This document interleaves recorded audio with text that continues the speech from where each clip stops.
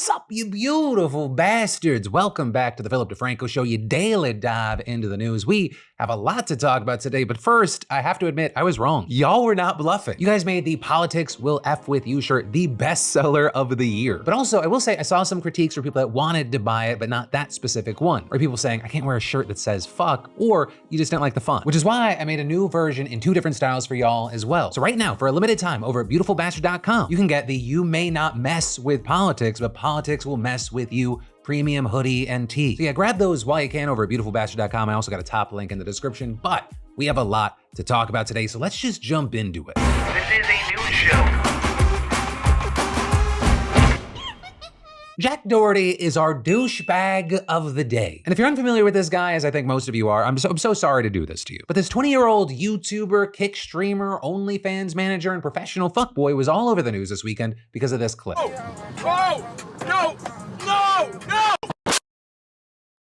Where he crashed his $200,000 McLaren while live streaming on Kick, which also makes this video from a year ago seem prophetic. Today's the day I'm picking up my brand new McLaren. I'm super excited. I have no idea what anything does. I'm so confused right now, guys. Whoa.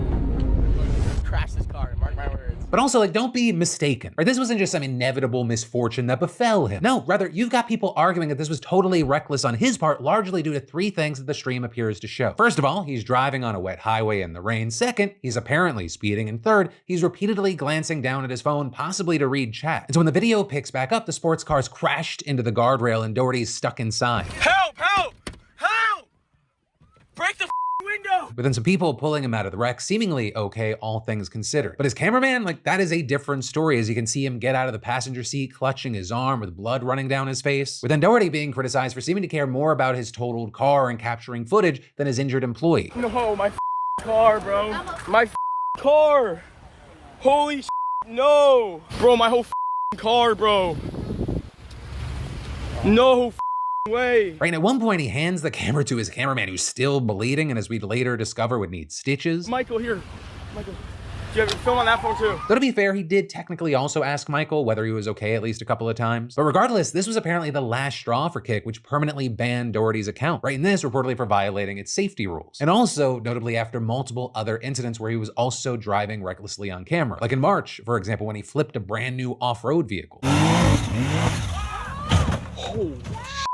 Or in November when he crashed a golf cart with his girlfriend inside, toppling it on her side and then lifting it off of her.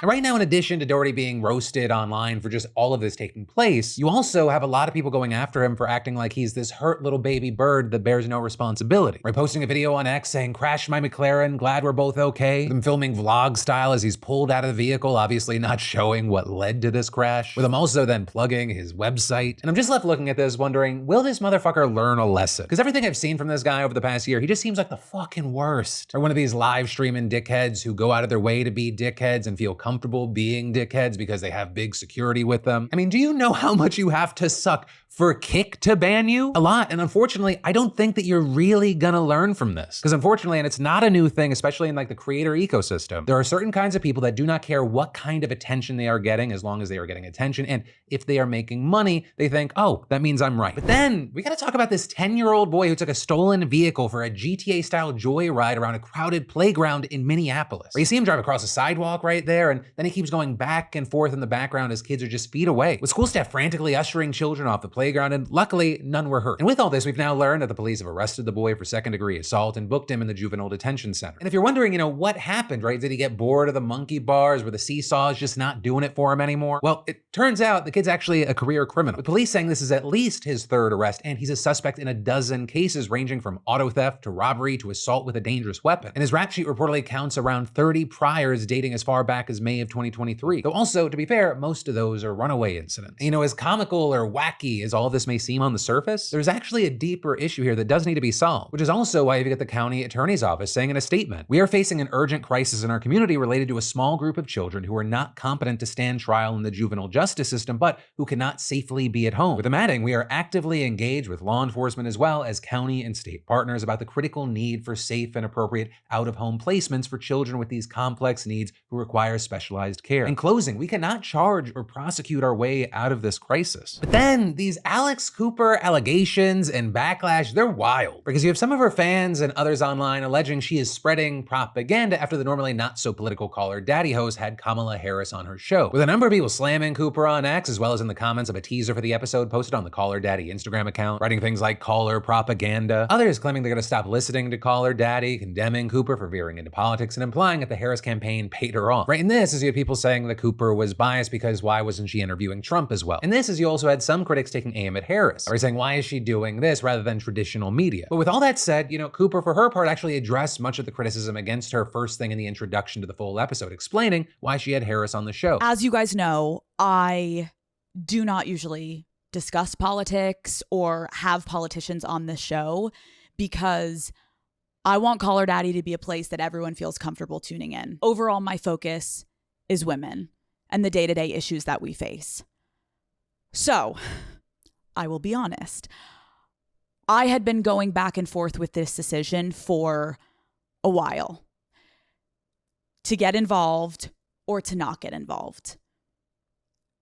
But at the end of the day, I couldn't see a world in which one of the main conversations in this election is women, and I'm not a part of it. I want to be so clear, since this isn't a one-sided conversation, we reached out to former President Donald Trump to come on the show.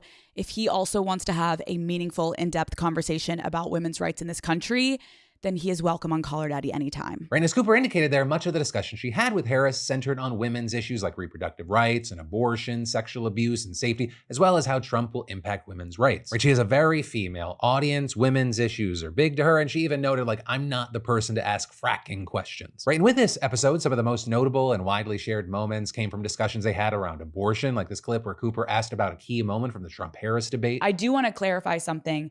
In the debate, former President Trump claimed that some states are executing babies after birth. Can you just clarify? That is not happening anywhere in the United States. It is not happening, and it's a lie. It's a bold-faced lie that he is suggesting that. Can you imagine? He is suggesting that women in their 9th month of pregnancy are electing to have an abortion? Are you kidding? That is so outrageously inaccurate, and it's so insulting. As well as this connected moment from Harris. Because here's the thing that's so messed up about this. Some of these people will say, but I do believe in exceptions. I believe that there should be an exception in terms of in the life of the mother. Okay, here, let's talk about this. This gets back to, again, practical application of policy. Okay, so you believe there's an exception that the person should receive abortion care if the life of the mother is at risk. You know what that means in practical terms? She's almost dead before you decide to give her care. What? So we're going to have public health policy that says, a doctor, a medical professional, waits until you're at death's door before they give you care? That's outrageous that anybody would be saying that that is acceptable policy. Cooper also asking Harris to respond to comments Arkansas Governor Sarah Huckabee Sanders made last week, where she criticized Harris for not having biological kids. And with that, saying that Harris, quote, doesn't have anything keeping her humble, to which Harris said, I don't think she understands that there are a whole lot of women out here who, one, are not aspiring to be humble. And I think it's really important for women to lift each other up. We have our family by blood, and then we have our family by love. And I have both. And I consider it to be a real blessing. And I have 2 beautiful children, Cole and Ella, who call me Mamala. We have a very modern family. Right, but with all that, while there was backlash against Cooper and Harris, there was also a ton of support. Right, many cheering Cooper on for using her platform to talk about important issues, especially for women. Some also saying that the interview itself was really meaningful and impactful. And others also hitting back at those who criticize Harris for going on Call Her Daddy by noting just how massive of a reach the podcast has. Right, and not just when compared to more mainstream media outlets, but especially with key voter bases that Harris absolutely needs to win, particularly young women who aren't necessarily politically active. Right, and I mean, according according to Spotify last year, Call Her Daddy was the platform's second most listened to podcast, not just in the US, but globally as well, with it trailing only the Joe Rogan Experience in both categories. And it's also been reported that Call Her Daddy was the most listened to podcast among women last year as well, with Cooper herself previously saying after she first signed her big Spotify deal that she thinks around 90% of her fans now are women, and other outlets finding that her primary audience is 18 to 29 years old. Also, I just gotta throw this in here. If you had no problem with Donald Trump going on Logan Paul's podcast, chopping it up with the Nelk boys, letting Aiden Ross do tricks on it while he was live, but you have a problem with this, you're criticizing this, you're a fucking hypocrite. Donald Trump is very smart to go where key audiences are listening, especially key audiences that are not inclined to listen to mainstream media. So why would Kamala Harris or Tim Walz not do the exact same thing? Especially because I think in this election, the thing that is going to move the needle, it's a very highly contested race. The thing that's gonna move the needle is being on all fronts, not just TV ads and the money going there, going to where people are actually talking and listening. I mean, it's part of the reason the richest fucking man in the world bought Twitter. There's always all these articles about Elon Musk and Twitter, and they're like, oh my God, the valuation, it's so low now compared to when he bought it. It was never about him making money, it was about control. He has bolstered and rallied the right. Over the weekend, he was on stage jumping up like Donald Trump's most goodest boy. I woke up and opened X, and the first 5 things I got were Elon Musk tweets that were about politics and an ad, all of which are also things that Musk and his crew would have crucified other people like Zuckerberg or Jack for doing in the past. But all of that is to say there are a number of reasons all this faux outrage, it's fucking silly. But also, going back to Kamala, right, she's not stopping with Call Her Daddy now. And she also appeared on 60 Minutes last night. Later this week, she's set to sit down with Stephen Colbert, Howard Stern, and The View. Meanwhile, Tim Walz is set to appear on Jimmy Kimmel, as well as going on the Smartless podcast. And all of this is to be expected, right? Both campaigns right now are on a full media blitz. We are just 29 days away from the election. And so in addition to once again telling you to go to vote.org, vote.gov, make sure you're register to vote if you're not, that is especially true today if you live in any of these states, starting with the swing states Arizona and Georgia, and continuing with Florida, Texas, Arkansas, Mississippi, Tennessee, Kentucky, Indiana, and Ohio. Today is the last day to register to vote, so make sure you're registered. People get removed from the rolls all the time. And if you're not already or you got removed somehow, register to vote. Because the 2 things we always say on this: 1, disregard all the polls. The only polling that matters is on election day. And 2, I get wanting to check out. It's fucking exhausting. But while you may not fuck with politics, politics will fuck with you. So be a part of it and vote. But then just take a quick breather from the news. You know, y'all know I'm a huge fan of football, which for me goes hand in hand with fantasy football. And today's sponsor, PrizePicks, is making this even more exciting for me this season. Right? PrizePicks puts its members first, so withdrawals are fast, safe, and secure. And when my picks hit, I can get my money in about 15 minutes. And you can sign up today and get $50 instantly when you play $5. You don't even need to win to receive the $50 bonus. It's guaranteed. Cook up hot takes with your friends and win real money when you and your crew run your game on PrizePicks. It's easy, just pick, submit, done in less than 60 seconds. Tonight, for example, I picked Alvin Kamara and Travis Kelce to get more than half a touchdown. I think Kamara's phenomenal. Kelsey's been really quiet this season. But yeah, just click the link in the description, download the app today, and use code DeFranco to get $50 instantly after you play your first $5 lineup. That's $50 instantly after you play your first $5 lineup when using code DeFranco. PrizePicks, run your game. Then, we gotta talk about how mysterious white vans have snatched up thousands of people across the country and taken them to Phoenix for one of the biggest Medicaid fraud schemes ever uncovered. And actually, to put this madness that we're about to dive into context, ever since Europeans brought alcohol to the Americas, indigenous people have struggled with higher rates of severe substance abuse. Right? I mean, to this day, they suffer more alcohol-related health issues and deaths than any other racial or ethnic group. Yet, at the same time, they have some of the lowest access to addiction treatment and healthcare in general. So in Arizona, the government offers health coverage specifically to indigenous people through the American Indian Health Program, which very crucially is different than your typical Medicaid coverage. You see, because instead of reimbursing providers with a fixed rate, the program allows the providers themselves to set their own rates and bill the government without any oversight. And so I know this is going to shock you. You're going to think, not in my America. Shady providers looked at poor indigenous populations and they saw dollar signs. And that's why all of a sudden, a few years ago, white vans started prowling around tribal reservations all over the United States, with them picking out anyone who looked homeless or intoxicated and then promising them shelter, food, and a chance to get sober. And once the person got in, these vans carried them dozens or even hundreds of miles away to Phoenix, where a network of sober living homes awaited them. Now, to be fair, some homes did actually make an effort to provide treatment, but those were few and far between, right? Most people who talked to reporters, they described empty, unmanaged facilities with no furniture, little food, no counseling or enforcement of sobriety, with people routinely drinking, doing drugs, and fighting inside the homes, and some even overdosing and dying right there in their bedroom. In fact, according to NPR, one place locked residents in their room while another gave them a daily allowance, which many just spent on alcohol. With one person saying about the classes they had to attend, quote, "It's the same curriculum over and over again. Most of us just ended up passing out in class." And I mean, even the white vans, they sometimes reportedly stopped at liquor stores on the way to Phoenix to ply people with alcohol. With one Navajo citizen and state senator telling the New York Times, "The idea seems like, let's keep them drunk, keep them using. The longer they stay, the more money." And while in reality, these were basically glorified crack houses, on paper, they looked like legit treatment centers housing thousands of patients. And thanks to the lax oversight, especially during the pandemic, nobody looked any deeper. So the facility's owners, they turned Arizona's Medicaid program into a giant slush fund, with them billing the state exorbitant amounts for treatment services they didn't actually provide, as well as for patients who had left, gone to jail, or died. And between 2019 and 2022,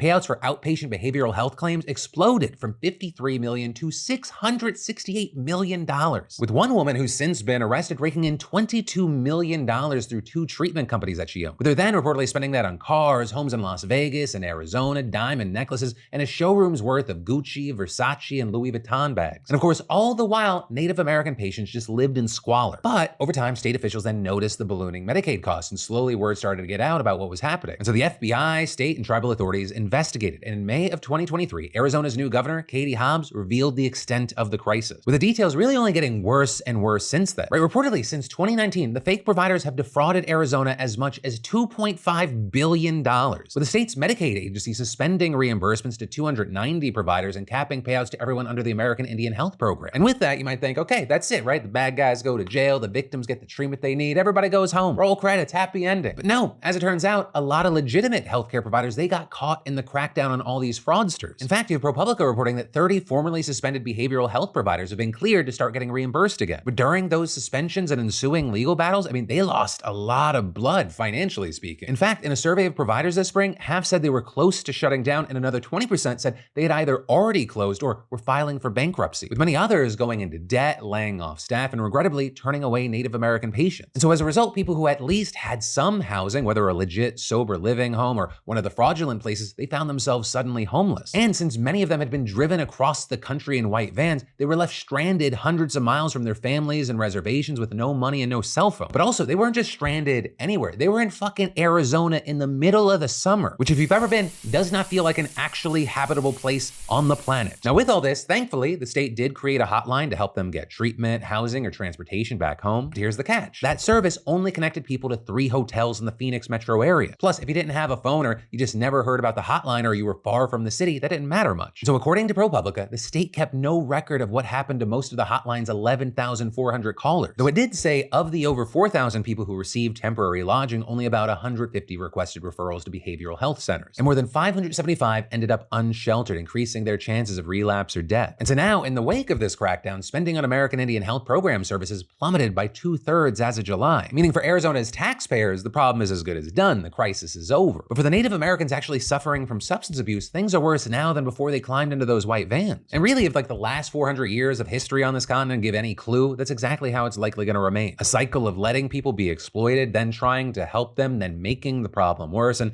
then just forgetting and moving on. And then, in really interesting medical news, there are real concerns that the FDA's latest plans to combat racial bias in the medical world, that it's not actually going to be nearly enough to help minority patients. Right? And actually at the center of this are pulse oximeters, which are those little clamps that hospitals put on your fingertip to see how much oxygen's in your blood. Because as it turns out, they're not very effective for patients with darker skin, and especially black folks. Right? And Dr. Noha Abuelta documented one such case herself. Right? She had an African-American patient with emphysema who was showing 88% blood oxygen saturation, which is 1, very low, and 2, actually a sign that the patient is at imminent risk of hypoxia and possible organ failure. But considering the patient's history of lung diseases, the doctor thought he was actually worse than that. So she had blood work done, and it was confirmed that the patient for sure needed supplemental oxygen all the time. And we all saw similar problems during COVID. Right? In December of 2020, the New England Journal of Medicine published a piece that showed pulse oximeters were 3 times as likely to misreport dangerous oxygen levels in black patients as white ones. Or what happened to 70-year-old Walter Wilson. You see, he had COVID and he was using a pulse oximeter at home to gauge whether his case was bad enough to go to the hospital. And while I kept reporting that he was in a safe range, things were clearly not going well. So he goes, he checks himself into the hospital, and it was confirmed he was sick as fuck, which is also why he's joining a class action lawsuit against pulse oximeter oximeter manufacturers. Right? And it's because of reports like this, alongside other well-documented cases of racial bias in the medical world, that state attorneys general and even US senators have been pushing the FDA to put new rules in place to combat that. Especially because, to be clear, racial bias in the medical world is not new. I mean, it is something we have covered on this show countless times, right? Like how self-reported symptoms from Black women are more commonly ignored than their white counterparts. And this especially being true of pregnant Black women and even extremely rich and famous people like Beyonce and Serena Williams. They're not immune. Now, obviously with that, you're gonna have people arguing the human element, but pulse oximeters, they're machines. So the question becomes, well, how can they be biased? But it's entirely possible that bias can be inadvertently introduced, such as by not testing the devices on enough dark-skinned people. And I mean, this issue has actually been on the FDA's radar for years now. In 2021, they even sent letters to doctors warning them how inaccurate they could be for some patients, and then funded research into the problem. And then this year, it was supposed to release new rules for manufacturers last week, which the agency said would include new requirements for manufacturers to test the devices on far more people with darker skin. However, industry experts think that pushback from manufacturers will soften the rules. Like, for example, the new rules aren't expected to require oximeter makers to actually test the devices on people with perfusion, or which is when a patient is dehydrated to the point that blood circulation is affected. And this is important because, one, it's not uncommon, and two, it's well documented in people with cardiovascular diseases, which is extremely relevant here as Black people are more likely to have cardiovascular diseases, right? And so it's the compounding nature of these factors that make testing just one thing ineffective, which is something that people on the FDA's Medical Devices Advisory Committee even warned about, right? And so one, we'll have to wait and see what happens, but also two,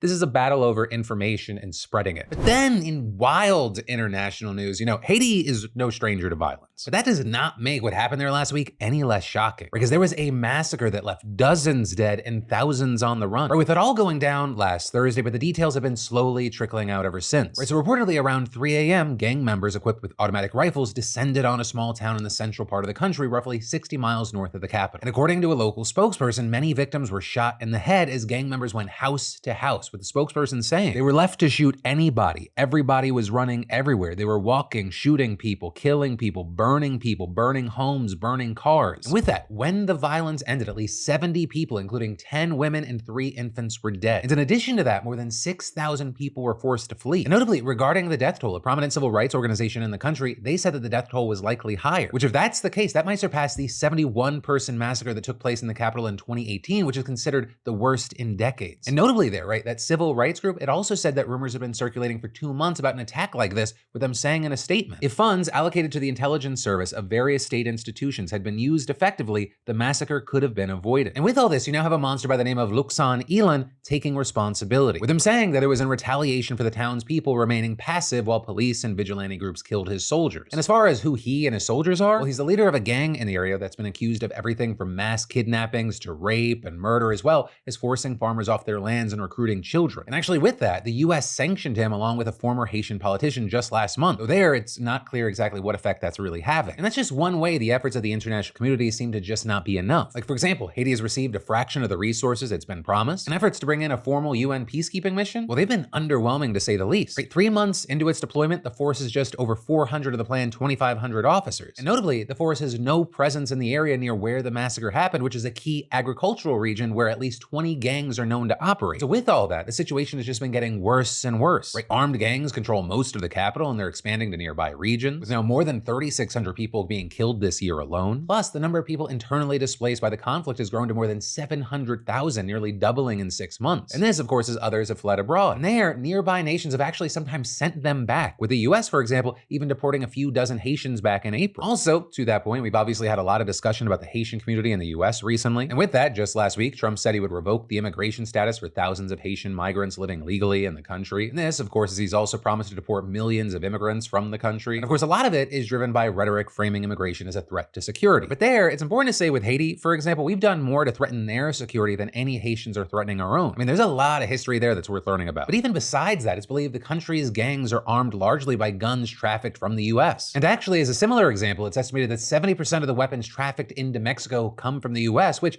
is why the Supreme Court is now considering a $10 billion lawsuit brought by Mexico against American gun makers. And then, I mean, as far as crime in general, I mean, there's no evidence that documented or undocumented immigrants commit crimes at higher rates than citizens. In fact, some studies say they commit less. And again, I mean, when we're talking about Haitians, some of them have left the kind of violence many of us can't even fathom. And it's also violence that the US has played at least some role in creating. But that, my friends, is the end of your Monday evening, Tuesday morning dive into the news. For more news that you need to know that you might have missed, you can click or tap right there. Also remember, if you haven't already, go to beautifulbastard.com to get those limited tees and hoodies. But no matter what, My name's Philip DeFranco. You've just been filled in. I love yo faces, and I'll see you right back here tomorrow.